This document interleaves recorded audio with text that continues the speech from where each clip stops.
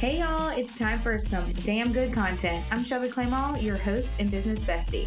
I'm a content creator, social media manager and coach, keynote speaker, wife, and a mama of two who ditched her 9-to-5 to build a thriving multi-six-figure business solely using social media. Just like you, I'm a working mom and a wife with limited time. So I'm committed to cutting the fluff and delivering tips and fresh ideas straight to your earbuds on how you too can harness damn good content and create that type of business that you love and are proud of. Each week, we'll deep dive into strategy and mindset of building your brand on social media so that your confidence and success in the online space can skyrocket.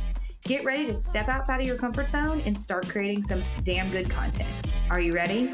Let's freaking get it.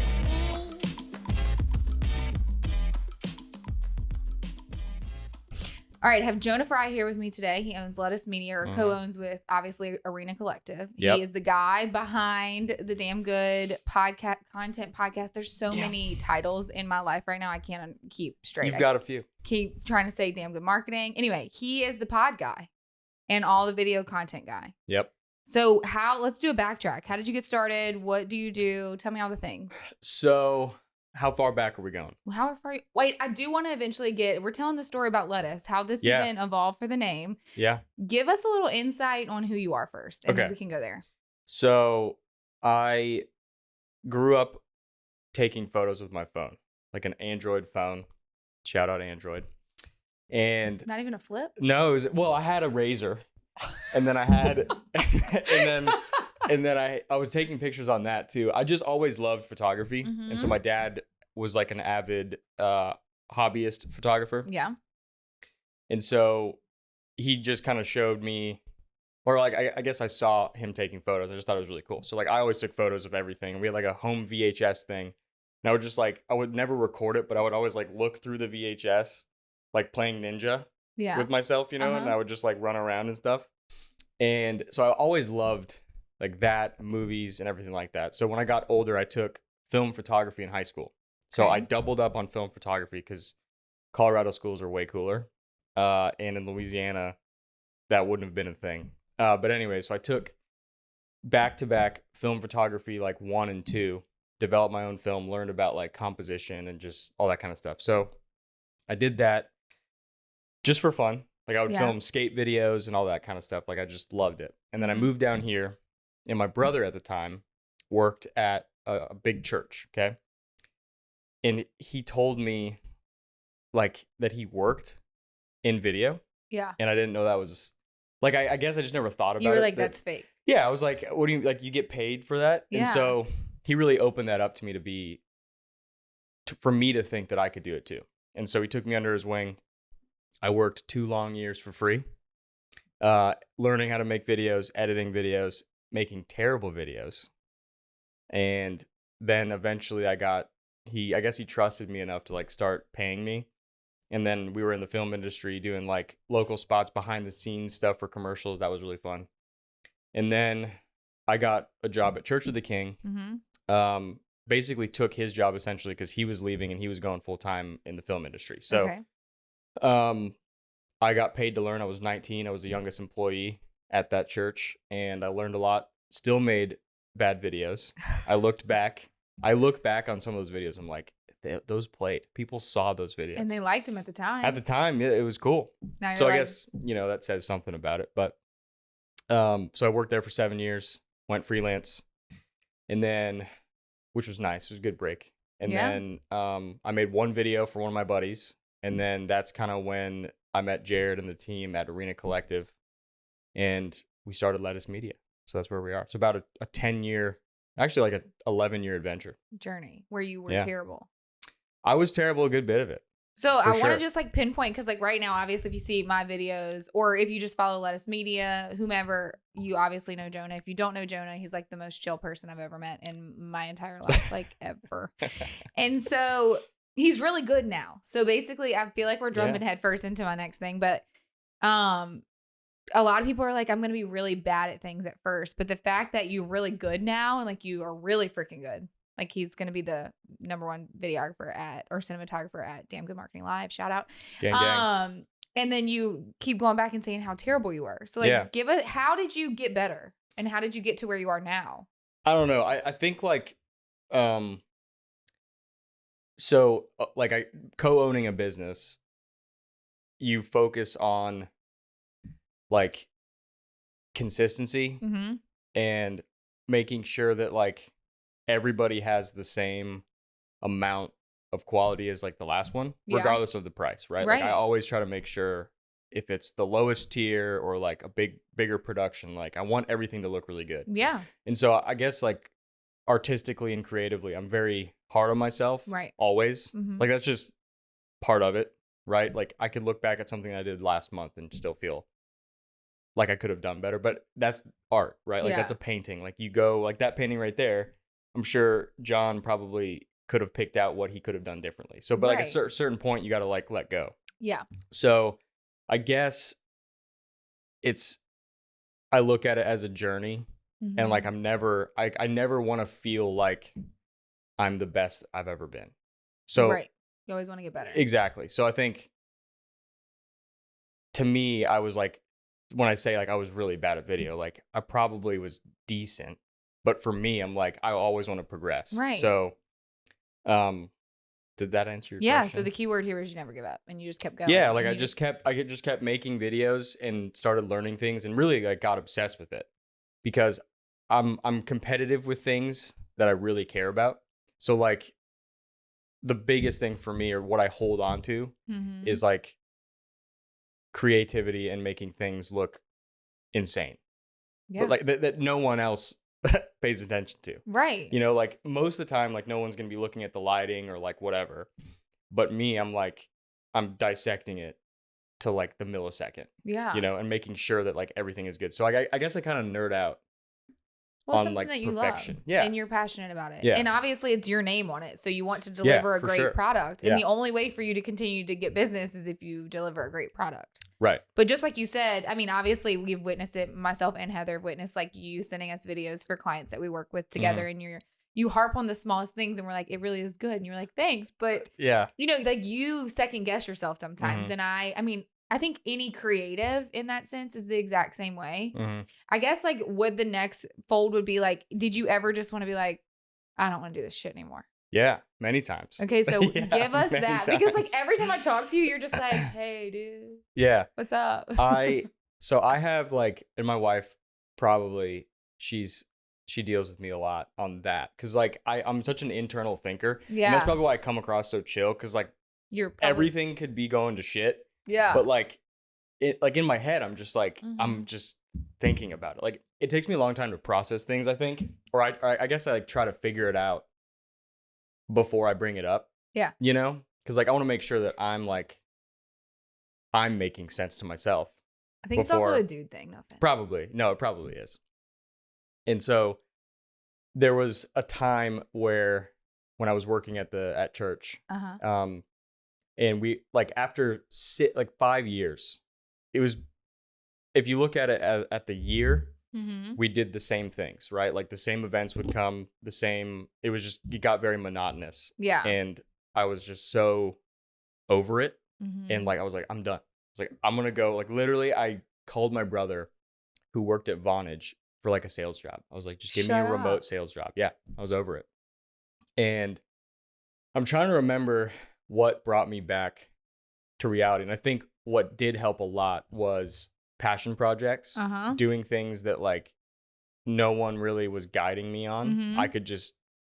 I talk about it a lot, like being in the just being in the clouds creatively, and I think most people can do that, even if you don't deem yourself as creative. Like you can just dream and sit and just Yeah. like think about cool stuff. Right.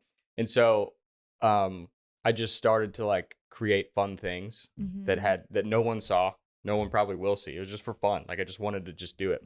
And that brought me back into like why I really loved it again and not attaching it to other people seeing it or like a common goal. You know, Right. so it was just for me. So like that really turned it around of bringing like the creative side of it, not the strategy. Cause like what we do, you do it too, is there's like the creative side and then the strategy to like implement. Yeah. And the implementation is where it can get a little monotonous. Yeah. And the creation, I don't think it's often overlooked, but once the creation starts, the implementation takes over. Yeah. Right. So I just had to tell myself, like, come to terms with that is what it is. If this is the business. But yeah, there's many times where I've wanted to quit. But that was like the big moment when I was working at church. And then 2 years later, I left. Yeah. So that was a big freeing thing because I felt like things were on my terms again. And I, like, not to sound bad, like, they're great. Like, they contract me out and all that kind of stuff. Oh, yeah, no. But like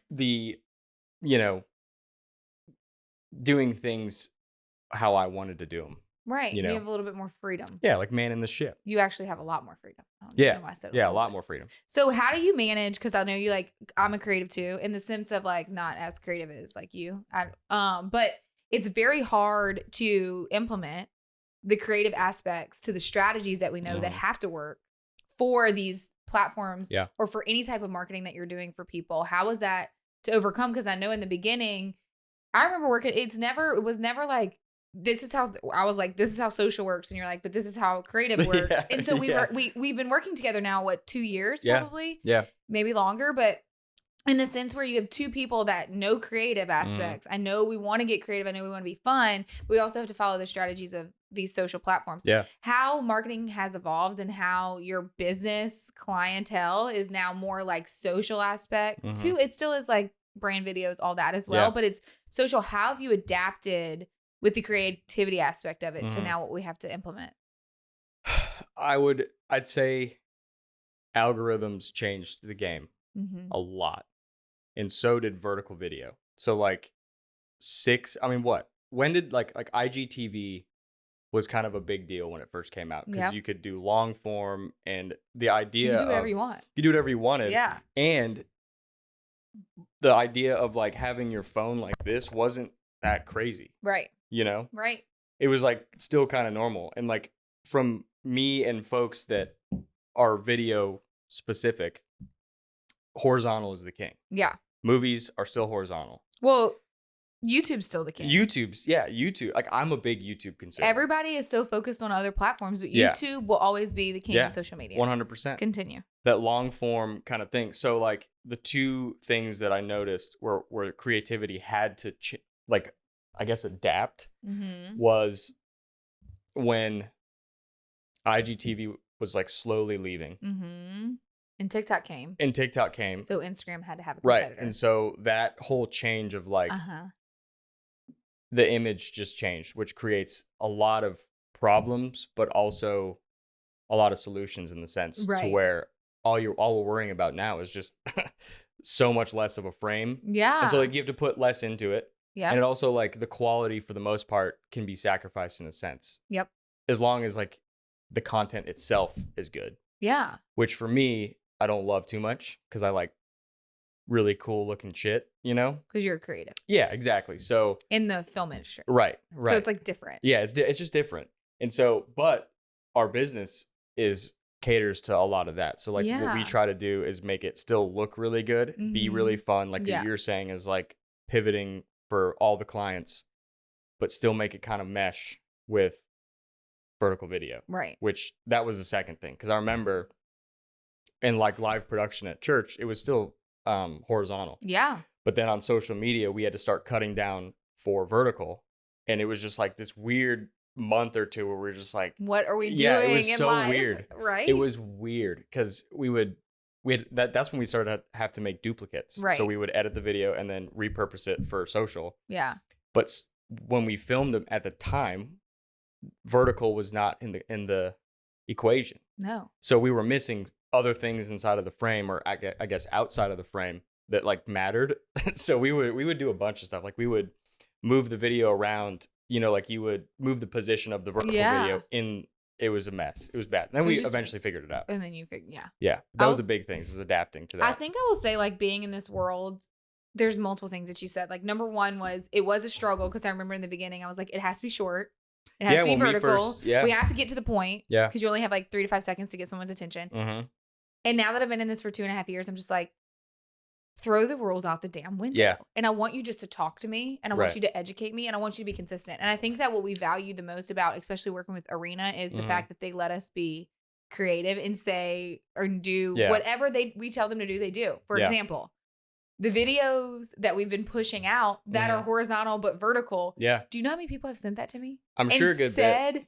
Did you post this because it's wrong? And I'm like, it's not. It's not actually wrong at all. We're doing this on purpose. That's funny. To switch it up. Yeah. And it's just so crazy that everybody's brains are so trained the way they are that I just, when you watch it now, I like literally flip my phone Just and it's fine. Just do it. It's fine. Yeah. And so we're trend setting. Yeah, it's true. It like people get so used to that certain way, but it was the same thing for when horizontal became vertical.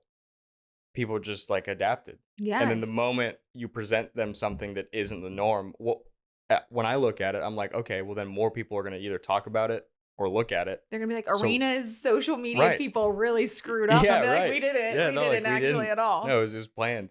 And you had so many elements. So it makes sense because you had so many elements in that frame that would have sucked to cut out because it was a group discussion. Yeah. And so we needed all of that in there, even though they weren't all speaking. And you were like, Shelby, just let me be creative. And I was like, okay. And then I'm like a huge advocate for captions. And you're like, we can't do captions here. And then I remember us talking to Jared back and forth being like, we can't put captions. He's like, but you can. So it was like a debate. But I will say that they literally took a step back and they were like, y'all are the creative aspects and the minds. And so I feel like when you work with people like that, it's just a little bit more freeing. Yeah. Yeah. I mean, I guess piggybacking on that idea of like us, the people behind the content or like strategy is at the core, like we get to decide what people, or I guess how they consume the content. Yep. And so in a way, we're kind of really just like chauffeuring them into like, hey, just do it like this. Just watch it like this, you know? And then they do it. Like I've always been an advocate of like how it's presented is how it will be, I guess, taken in the sense, you know, more willing to do it. Yeah. I mean, it's like, to me, I have no issue with making a reel, have them flip their phone because it's different. Yes. And like something happens in their brain. We're like, oh, this is crazy. We're getting wild. I know. And I'm not kidding. The amount of people that were like, Shelby, it was like text. It was DMs. Crazy. It was like, what did you do? That's wild. Your people put this up wrong. I was like, they did it. They did it. It's fine. Did you notice the graphics that were vertical? What graphics were vertical? You know, like we did like for the cover photos. Yes. Like those were vertical. Well, yeah, because they're normal for the grid. And they don't know until they click it. And they're like, oh, crap, this has changed. Yeah. Okay. So if somebody was like, because you deal with a lot of people in front of the camera. From people that are like, hell yeah, let me get my moment, to people that are like, my armpits sweat. Yeah. How? It's you. Like me. Okay. For people that don't believe me, I get very nervous. Can you please put that on the record? Yeah, I think you don't get too nervous. You do it well. Do you remember the Southern? Yeah, there was a lot going on there. Okay, cool. When we did the promo video for Damn Good Marketing Live, y'all, what it could have been 30 minutes was like 2 hours. Yeah, we had some people coming in. But it turned out really good. It did. We had a couple of drinks for Liquid Courage. Yeah, it was fine. It was great. Anyway, going back to the point, what is your advice? I feel like I know it, but let's share it with everyone. What is your advice on just getting in front of camera? Like, you have to do it.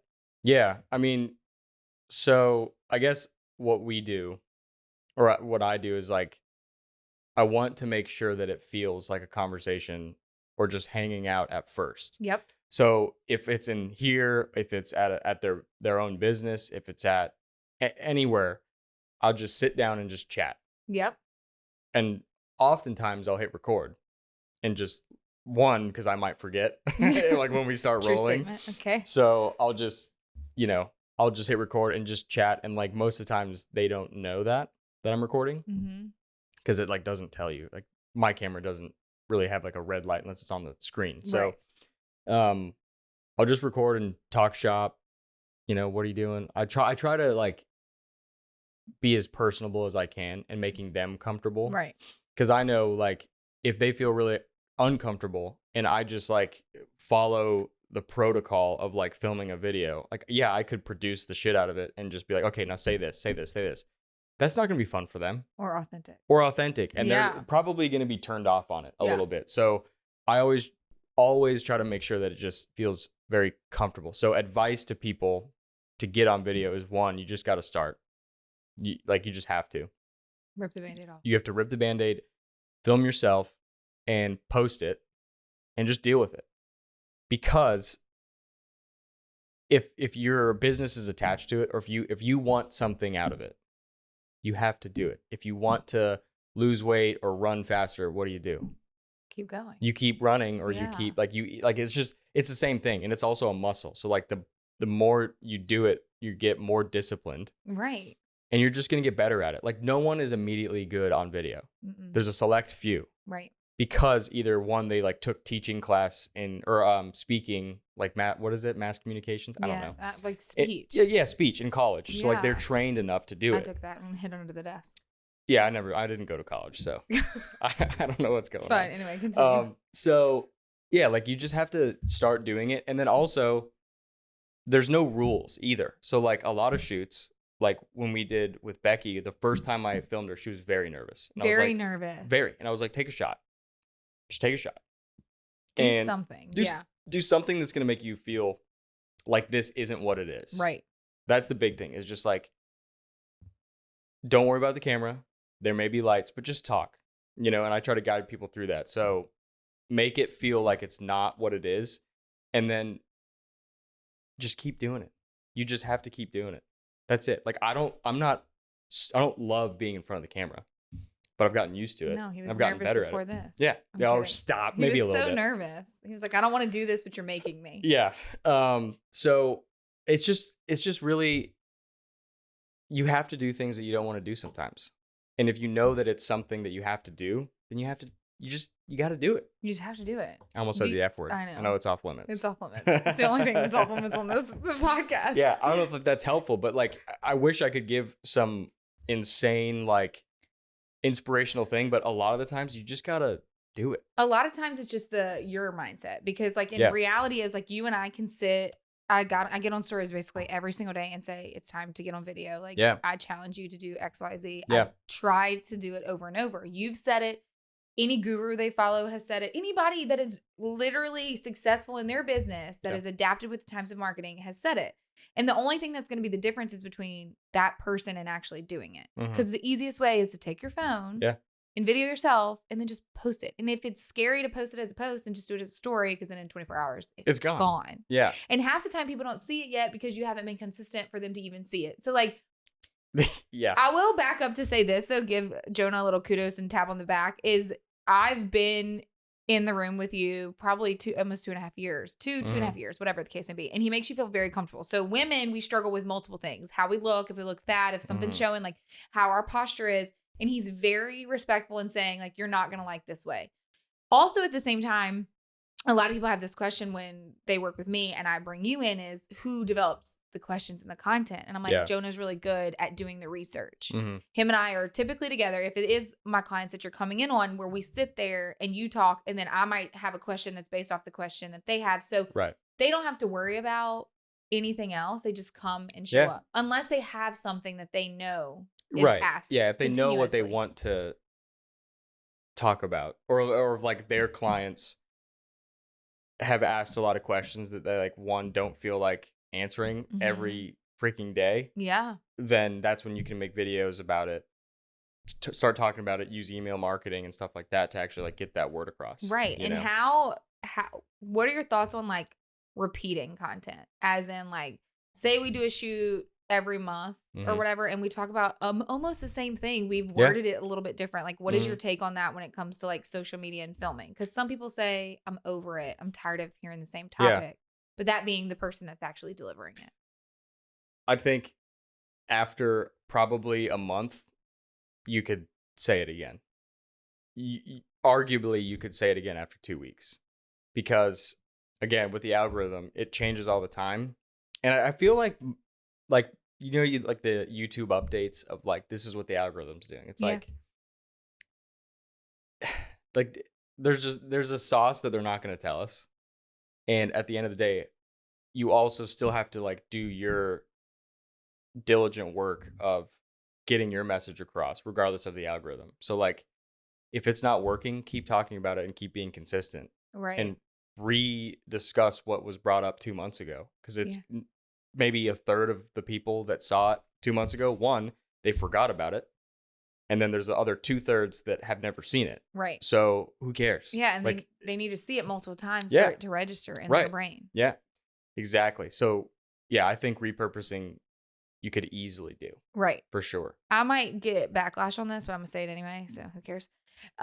Is as a social media manager, you're never gonna know the algorithm from front to back, no matter what platform you're on. Right. So if you're consistent in educating, providing value, and actually entertaining your consumer and your audience, then you're solid. Yeah. And we've seen arena stuff skyrocket in 6 months. Well, 7 months. Well, 8 months now. What month are we in? But even at month 6, it was crazy. It was the metrics are insane because they post a video every single day, 5 days a week. Yep. We don't touch it on the weekend. We might share, we might have an open house or like whatever the case may be, but their videos are 5 days a week. So truly stop stressing over all the little shit with the algorithms and just show up as yourself authentically. And if you can't do it, then hire Jonah. Right. Sorry. Yeah. Hire the guy sitting across from me if you're not watching this. No, I agree. Like it's almost like there are rules with the algorithm. It's like, do this. But then by making those rules, you're almost like, you kind of have to break them in some sense, just like how we were talking about earlier. Because when everybody follows the rules, what happens? Everything starts to look the exact same. So I was like, let's change this to horizontal now. Get the people talking about it. Post it vertical, but you know what I mean? Like, it's just change it up. Hey, this is Jonah Fry, the editor of the DGC podcast, and Shelby has a very, very important message to tell you. Damn Good Marketing Live is coming way sooner than we thought, with only 15 tickets left on November 8th at the Southern Hotel. This event is for creators, entrepreneurs, and even if you are in the department of corporate world, whatever the case may be, you're going to learn social, you're going to learn business, you're going to learn legal aspect. We're going to have a badass videographer there, photographer, a DJ, great food, networking, and a happy hour. I hope to see you there. Snag those tickets because there's only 15 left. It's going to be worth it. It's going to be so worth it. Good job. Boom! You always need a hype person. You do. The only thing that's going to make you different from any content that you're producing is you. And if you're going to produce everything that everyone else is doing, like, for example, trending shit where you're dancing. Like, I'm going to be honest. If you scroll back a lot, I did it a lot. You did. You made me do it. I did. But it was fun. We did have fun. Yeah, it was fun. But like that's when it was kind of... It was kind of a thing. Yeah, it was more of a thing than it is now. And then the moment we flipped the switch, because I was here, the moment I put a video out after it was like a couple of us sitting around the table, the mics weren't even working. And I filmed it. Remember, we did the round table. No, I don't think that was me. I think that was the other one. The other video person. No. Right? No? I filmed it on my phone. Remember when we used to do the meetups at like 7 o'clock in the morning? The early... I literally would lean it up against my phone. You just put the mics up. We didn't hook it up to shit. That's right. It wasn't your camera. And I was just talking. We would ask each other questions. And I mean, it felt awkward as crap because we already knew the answers. Yeah. But that's the moment when people were like, oh my God. Yeah. And I was like, oh my God. We're going to do this now. And that's like when we literally flipped the switch. We were downstairs in the conference room. That's right. And then we were in that other room over there for a while. That brings up a good point of like, I would argue that us doing that really started the trend in our area. Like, yes. Without a doubt, we like... People are going to tell us no, but I'm going to say hard yes. Hugely influenced that. And a lot of people may have seen the videos that other people do in other states like Gary Vee and stuff, but we really like brought that here 100, no doubt about it. Here. Like I don't even know who would disagree with you. I don't think anyone. How could you? Well, the thing too is like, it's not tooting our own horn. It's being factual in the sense of like when you surround yourself with people with the same goals, and you're a force to be reckoned with, and you start to collabing with each other. So it was like you were in front of my audience. I was in front of your audience. We were in front of the law firm's audience. We were in front of all these things. I remember Sam was sitting across the table from us too. We were in front of his audience. Yeah. That is when the power of marketing actually happens, because no matter what, word of mouth is always going to trump everything. But when you start collabing on social and you use it for your benefit, especially with video, and you get around and you just have a conversation, it changes the game. And now I'm like, I see one more damn vertical video. I'm just kidding. That's what I do for a living, obviously. But I mean, I need you to be authentic. And like my biggest struggle now with my clients, and I know you deal with this all the time, is to get them to actually do it. Like they have all these goals. They have all these things that they want to achieve, but they're like, no. I'm like, okay, well, you're not going to get that. Yeah. So what is like one key takeaway people can take away from this. We're not done, by the way, but key takeaway of like, if they were to listen to this podcast, obviously tomorrow, and they were like, I'm going to film something. Like, what is one challenge that you give them to film that they can post tomorrow after listening to this? Or that same day, whatever, whenever they listen. Yeah. I would say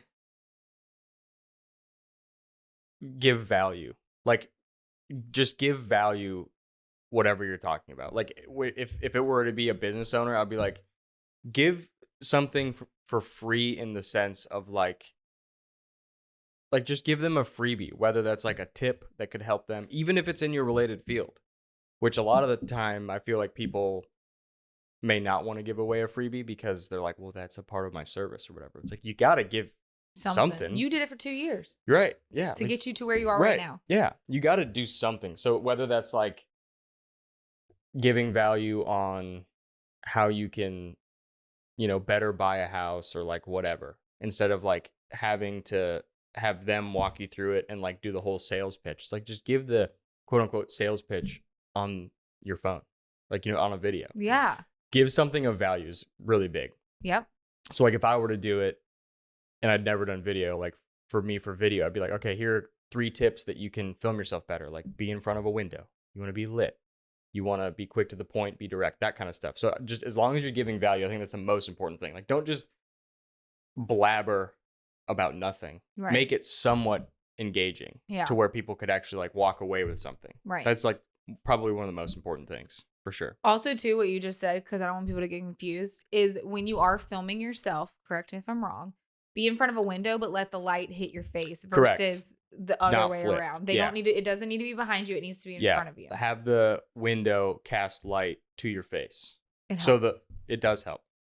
Because one, it just looks better. Because especially on a phone, iPhones do way better in brighter light.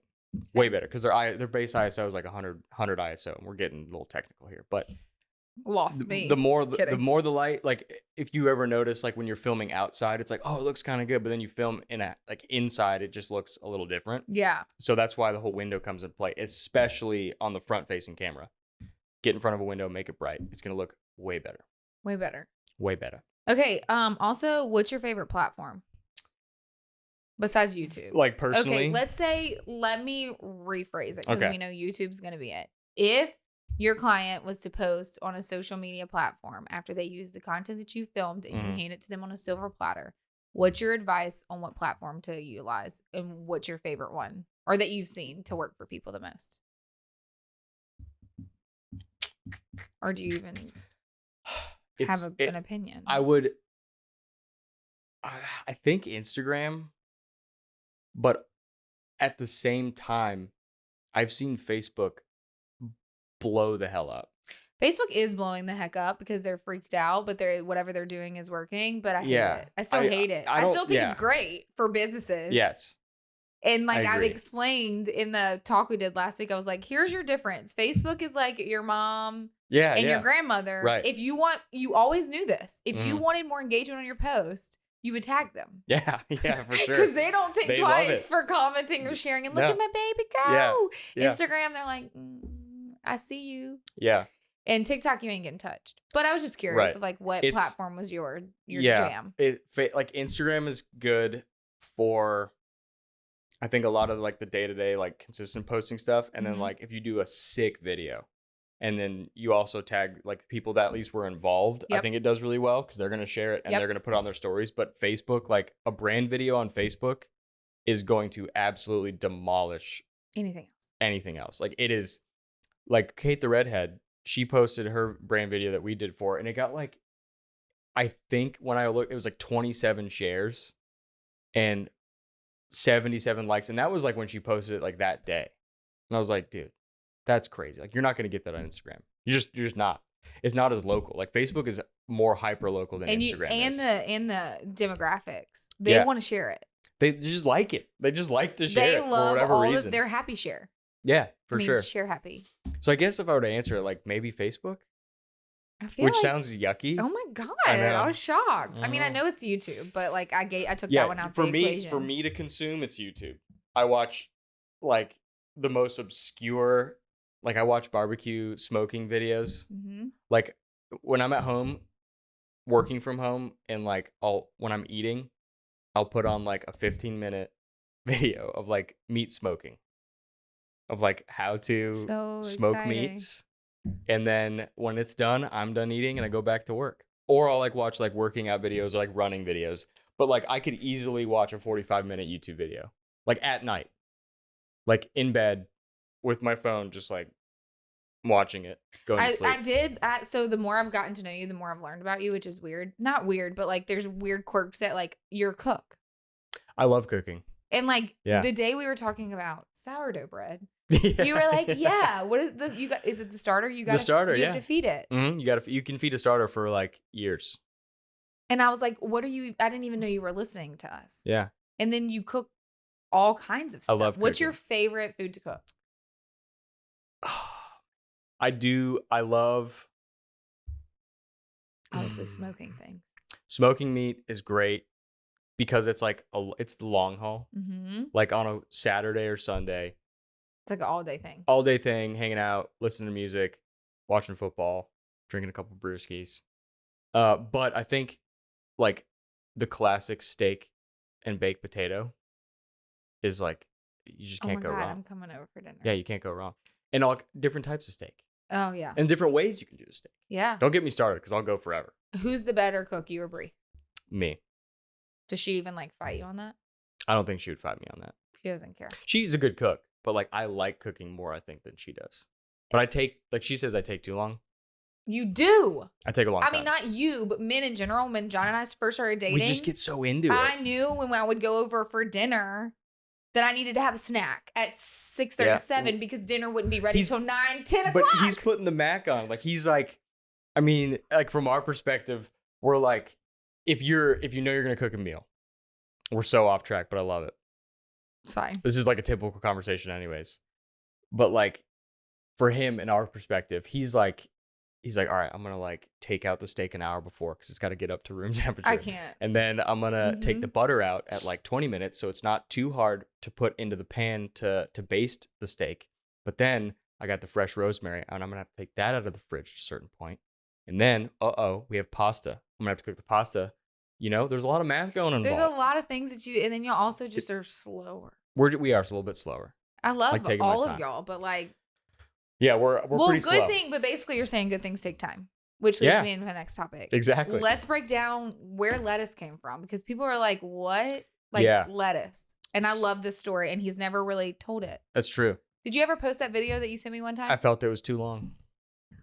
I know, me. You know what I'm going to do because I know who runs your social media and obviously it's really not me. That wasn't an inside joke. It's his wife. And so I'm going to make her post it because it really was because right now it doesn't matter if it's long or short. If it's good content, you need to post it. So let's give me the goods then. We'll do it. Okay. First exclusive of where lettuce came from. So I agree. A lot of people are like, what? And I'm like, no, like the vegetable lettuce, you know? But there's a good story. Yeah. So let's go. So back in like the late 1970s, like 78, 79, my dad and his best friend lived and grew up in Minnesota, and they were at a soccer scholarship.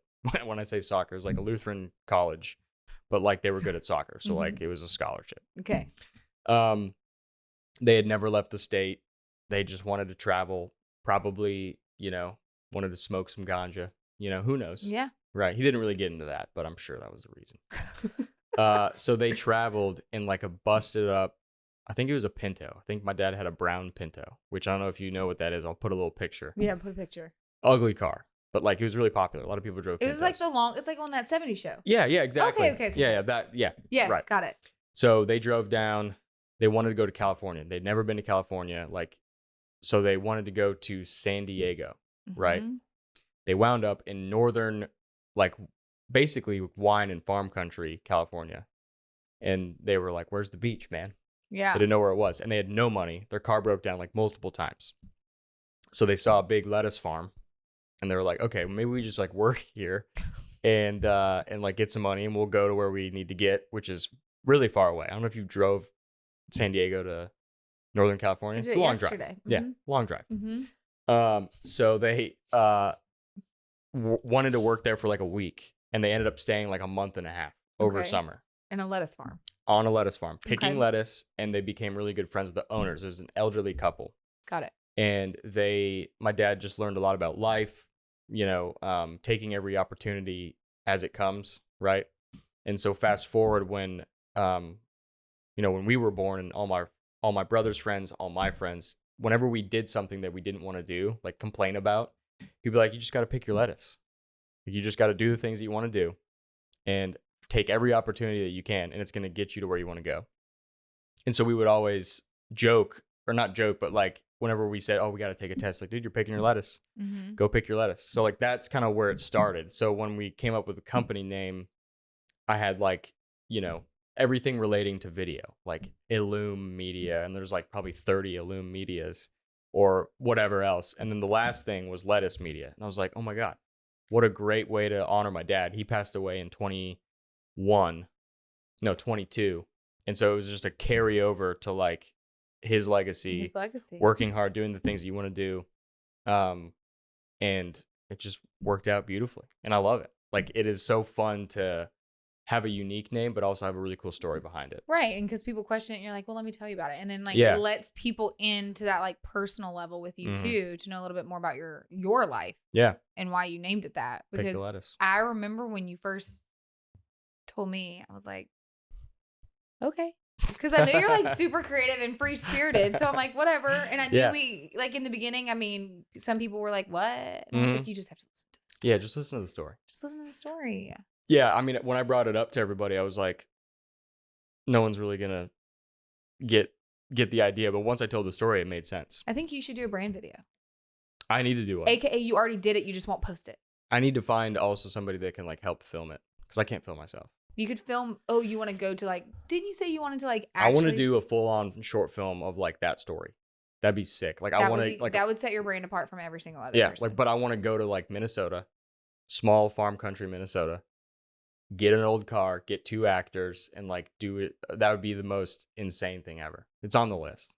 It'd be fun as hell. So what is your dream for Lettuce Media? Dream big. Oh, this is man. A bunch of listeners that are dreamers. I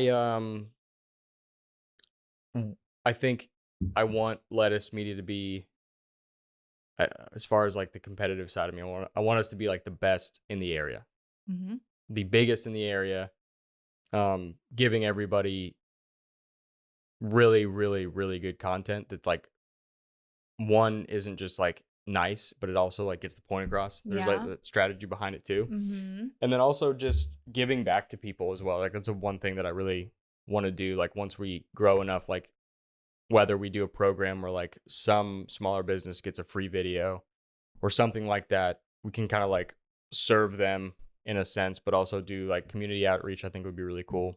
Just being a part of the community, like serving the community in what we do to, promote their business, but also like help the community too, whether that's like cleaning up streets or whatever. I think that'd be really fun to like grow like an initiative like that. I think that'd be really great. And just multiple, like, I mean, if you like 30 employees, you just want to be a beast. Yeah, just be a beast. You want to just be a damn beast and take over. A full-on video marketing production company. That's always been my dream. So I know that takes a lot, and like I'm but you're getting there. Yeah, I'm getting there, and it's fun. And I know like if your dreams don't scare you, then it's not right. So like when I say 30 employees, I'm like, that is millions of dollars. And people to manage all different types of humans. Yeah, a lot. But like I do believe that we have a team that can get you there, can get me there, and can support that. And I mean it's scary. Like even just saying it out loud, I'm like, oh my God, it's a lot. That's the biggest. And just make shit that looks like that we did it.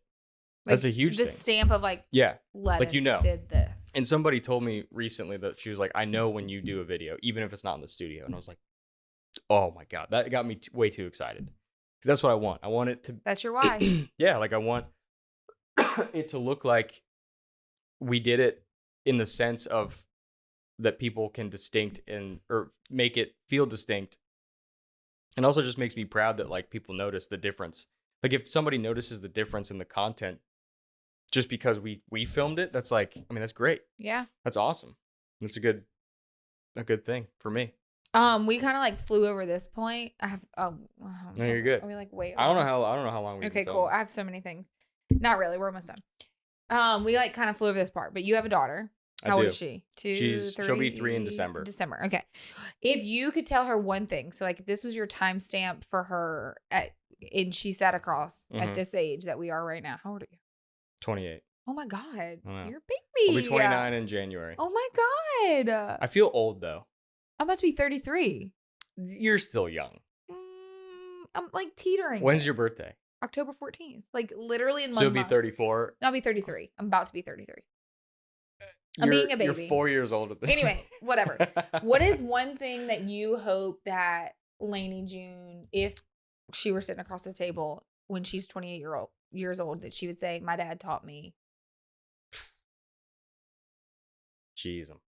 Does that hit hard, or is that you just No, don't yeah. know? I'm just imagining her being that age. It's just like she's a little baby. crushes me. I would say for her not to listen to anybody and just follow her dreams, and just like me, like if you want to quit but you believe in yourself, never quit and don't listen to anybody. That's what I would say. And the legacy that you're leaving. It's far more, your legacy is far more important than how you feel during the day. Right. Right. That's like, so, I think as we were, I don't know, maybe not you, because you're way more free spirited than me, but like in how we grew up was like everything had to be like, which is fine. It got me to where I am today. You have to do this, you have to do this, you have to do this, you have to do this. When in reality, if you really just need to be happy and chase your dreams and work really hard for what you want. I'm not saying like go do nothing. I'm saying like if you want to, the sky is the limit. And like now living in the world that we live in, I feel like it's just more, or maybe it's the people that we surround ourselves with. I don't know, that the sky is the limit and you can accomplish your dreams. And so for you have a 3-year-old, almost 3-year-old, I have a 4 and a 3-year-old. Like the whole point of this is to teach them that I will support you and to do whatever you want to do in life. 100%. I would never want Lainey to just think that she could settle. Yeah. Because it's easy to settle. Yes, it is. It's comfortable. Yeah, like I've settled before as far as like gotten cozy with just like the same amount of money and just like live with that. I was actually thinking about that last night. Like I would never want her to be like, okay, X amount of dollars a month is fine. But does that make it feel like you're limiting yourself? And not that it's about money. Money does allow freedom, but never settle. Ever. Set goals. Always feel like you're never good enough in a healthy way, in the sense that you can be better. You're good now, but you can be even better. And always progress and never settle, because that's not fun. What's the point of settling? Like, it just doesn't make sense to me. And as you're sitting here listening to this, these are 2 human beings that worked for someone else, that felt unhappy, trapped, knew they were meant for more, whatever you believe in. You were meant to do more and do things. And we worked our butt off. You 10 years, I did it 8, and 1 now, 2.5, basically the same. And now we're thriving and running our own business. There are hiccups. It does suck. You do get freedom, but you work a hell of a lot more than if you were working for someone else. Which is so funny. I know. How that works. So you quit to like get freedom. But like truly it is great though that you don't have to like answer to anyone else. But at the same time, it is 24/7. Yeah. And it just doesn't shut down. No, but like that's so much better than a cubicle. Yes. And a lot of times is if corporate life is your life, then I want you to like excel and want to be as great as you can be in that aspect. Like if you don't want to run a business, then go help someone else, but do it to your fullest potential. And if you want to run a business, then now it's time to start that side hustle. Now it's time to like get out and do those things that's going to get you to that goal of where you want to be. Yeah. If I were to tell, if like, again, like when I said, like I'd settled before, because I'd wanted to do a production company forever, for literally ever. Like the moment I saw production and like I saw everything happen, I was like, that is the coolest shit ever. And I waited. Like I had a few video production names 6-7 years ago, and like I never did it. I never like and so when I think about if anybody has thought about starting something, and like I'm happy that it is the way that it is now, right? Like I do believe in like fate and timing. I think this is the right time that I've been doing it, but that doesn't mean that I couldn't have started way earlier. And I'm young, and I could have started 6 years ago, and that would have been even more terrifying than the time that I did start it. So it's like, yeah, you can't, if you have something that you can't stop thinking about, you need to just freaking do it. Like you just do it. Life is way too short. Way too short. Very unexpected. It literally you have to live day to day in what you want to do and how you want to do it. And it's stepping outside of your comfort zone. Okay, transitioning to this, and you're going to be like, oh, we're talking about this again. What are you most excited about for Damn Good Marketing Live? OMG. I would say, one, it'll be really cool to know you doing an event, like you putting on an event, because you've done a lot of speaking engagements, but not like a legitimate event, I feel like, on your terms, in the sense, like usually like if you do an event, it's just you. Mm-hmm. And this is more of like an all day thing with multiple speakers. So that's really cool. Yeah. And you're getting some insane, like Jara. She's like a huge deal. Huge deal. And huge. So I think that's really cool. I think a lot of people are going to give value. And the fact that that's happening in little old Covington is pretty crazy. Like I'm going to cry. Yeah. And you're hosting it, which is awesome. And you're filming it. And I'm filming it. And Heather's taking photos of it. And it'll be, I think, nothing like this area probably has had access to. Ever. Physically. Like being like people can physically come here and get a lot out of it. And I know your demographic is probably primarily women, but I think a lot of men could get something out of this too. I think so too. And I think like when I created this, I didn't want it to be heavily women. I mean, I know they gravitate because that's just who they are, and that's totally fine. But I think a lot of times people just discount that the value you can get from it. And the whole goal is to make it something that's never been done here. It's not a boring conference. You're not going to just be sitting and staring at each other. You have a VIP the day before. I do. And there's sushi. And it's sold out. Oh, is it really sold out? It's sold out. Oh my gosh. And we have 45 tickets that are sold for the regular day. 45 people. What was the goal? So we have 60 tickets available total. So we only have, what is the math? 15. 15 left. There's 15 tickets left. 15 tickets left. And once they're gone, they're gone. That's wild. I know. That's awesome. I know. I like trying to take a step back and soak it in. Truly though, like, because you have, so it's you, Jara, Lauren Navarre, and Casey D'Amato, which is cool because it's a lot of different types of, like, they're not all like just social media. Like Lauren is an insane, one of the baddest bitches I've ever met in my life. Legal side, everything, genius, business, like that. If you own a business and like you also want to learn about social media, but you also have some of your legal things you don't really know about, you'd be an idiot not to go. Like truly. Like Lauren is like legal, business, all the things. Casey is like stupid insane with scaling and asking you the questions that make you very uncomfortable, but she's a genius and she's amazing. She's actually my coach right now. And Jara, oh my girl, been following her forever, and then we aligned in the Jasmine Star Mastermind. Same thing with Casey, but Jara is a freaking rock star. She talks to TikTok, she talks to Estee Lauder, Mac. She does like they consulting for those businesses. Yes, she goes in as their speaker. They pay her to come in and do workshops for multi-million, maybe even billion-dollar industries. I would imagine Estee Lauder is probably and they're coming. She's coming. Oh my god, like chills. Yeah, it's crazy. Like Covington.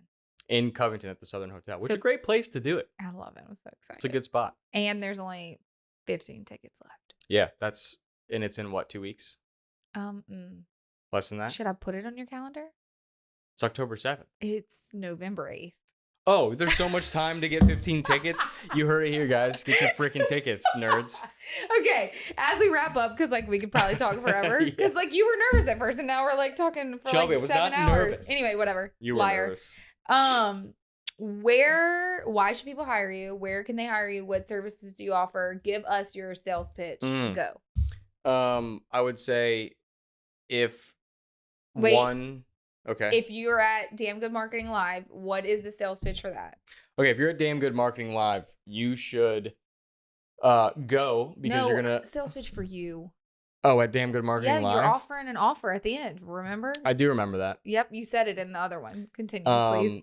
So at Damn Good Marketing Live, if you see me The 60 people that will be there, not the 45. Actually, it's gonna be more because the sponsors have The tickets too. sponsors. So I'm thinking it's about 80 to 100 people. 80 to 100 people at the Southern Hotel. If you see me there, we are giving away a video content batch package, and it's 12 reels, sick reels.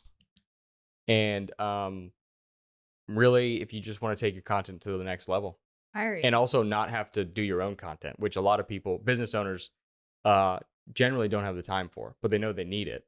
And so they're like, okay, so I have to film myself. That's step one. And it's like, okay, now I have to actually cut this footage down and then post it. No thanks. He does all of it. So we take out a lot of that work. And it looks really damn good. The audio sounds good. And we get to hang out.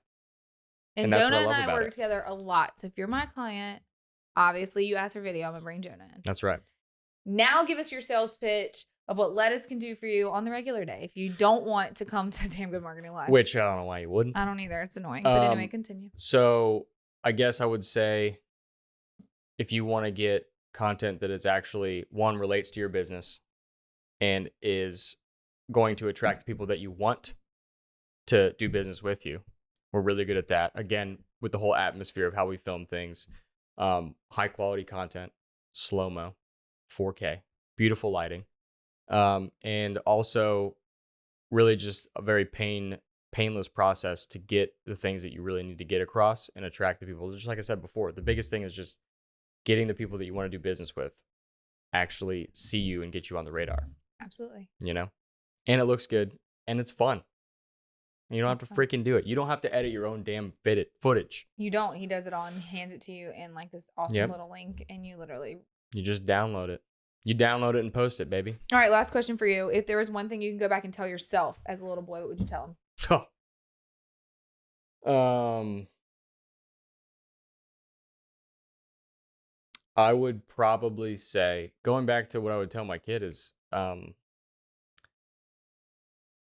feel like I could have started sooner. And again, I know I'm young, but like I think I could have trusted myself more and be like, I'm capable to do it. I may not know how to do it, but like you can do it, you know? Yeah. And it's scary. Absolutely terrifying. It's supporting yourself. Absolutely. It's crazy. Probably the scariest thing. You're like, oh my God, this can be so fun. Yeah.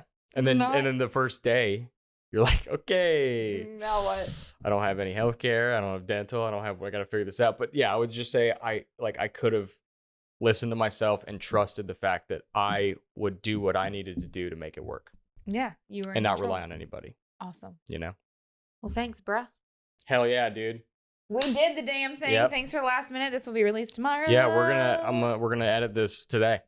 We by he me by we me. He means yeah. he. I don't have a headshot for the thumbnail. I'm gonna have to do it. You want me to take your picture really quick? Yeah. I have one with short hair. You do have one with short hair. We'll do that. Anyway, whatever. All right, guys. Thanks. Peace out. Boy Scout.